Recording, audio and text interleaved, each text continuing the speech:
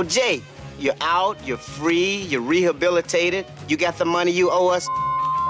Despite the fact funny men John Belushi and Dan Aykroyd headline the movie, You, how much for your wife? and groundbreaking stunts ignite from start to finish, there are many who believe The Blues Brothers is actually a musical. Thank you. You're marvelous. Is it a musical? Sure, it's a musical. You know, it's a deconstructed, participatory, non-linear, non-authoritarian musical. I always intended the movie to be a musical. It is a musical. It has a lot of car crashes, but it's definitely a musical. People have trouble when you mix genres. Helping to convince any musical naysayers is the marquee lineup of R&B legends the filmmakers were able to showcase in the movie. We had a wish list. In fact, a lot of it was indicated right in the script, which are the artists we'd like to go to. We wanted Aretha Franklin, we wanted John Lee Hooker, we wanted Ray Charles, we wanted James Brown. Have you seen the light? It's perhaps forgotten now that at the time there was kind of an eclipse of this type of music, and not a lot of it was on the radio. Most of these people weren't working.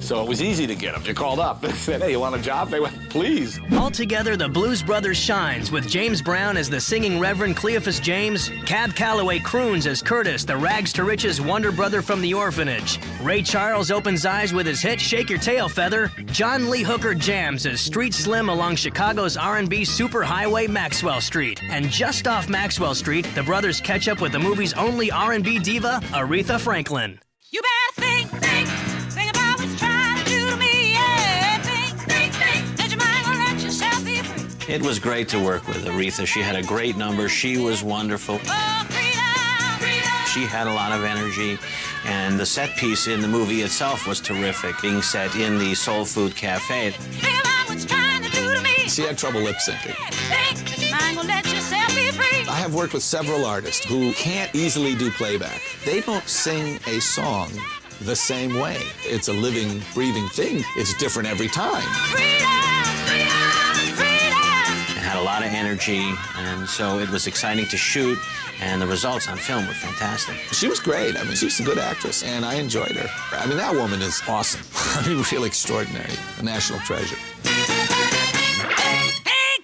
For all the amazing artists who graced the Blues Brothers stage, there were a couple of rhythm and blues legends from the wish list that didn't quite make it into the final film. The John Lee Hooker sequence was actually shot on Maxwell Street. Muddy Waters was supposed to play that day, and unfortunately, had got a cold. So he came to visit the set, but we never had him in the movie, so I'm very unhappy about that. I think we had talked for a minute about something for Little Richard, which didn't work out.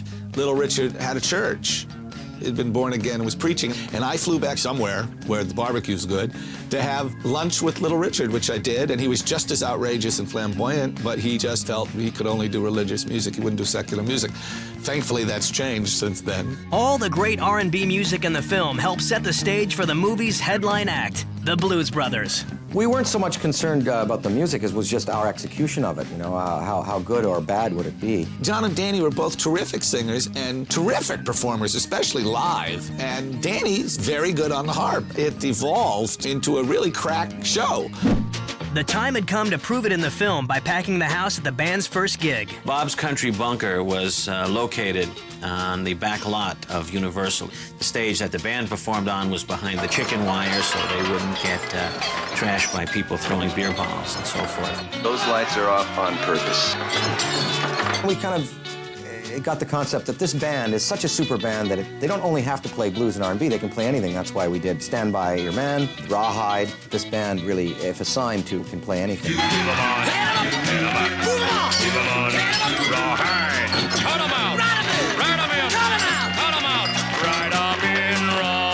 I wanted songs that both of us did that had humor and that had irony in them. The music has an inherent humor in it. All blues music has great humor in it, and just the rhythms and the feeling of joy that comes from singing it and playing it, it ignited us, and therefore we felt that we could probably ignite an audience with it. There was actually a number shot in that sequence that was not in the final film. The band performed a version of Sink the Bismarck, an old Johnny Horton tune. I cut it out. I had to cut it down, and so I did. There were a couple of cuts I can't explain to you. One of my favorites sort of explained how the Bluesmobile got imbued with special powers to do backflips and that. And it was that we parked it in a secret hiding place under the L train in Chicago, in a transformer room, which I had a key, and the Bluesmobile sort of parked in there every night and sort of absorbed the power of the electrical transformers. That was gone. I remember we shot down in southern Illinois at an aerosol plant. We wore a pair of clear plastic safety shades. John Landis's mother was in the factory scene there, and I stole some aerosol cans, knowing that I was going to quit my job to go back on the road with the band, but knowing that I would need them later for weaponry and for sabotage purposes.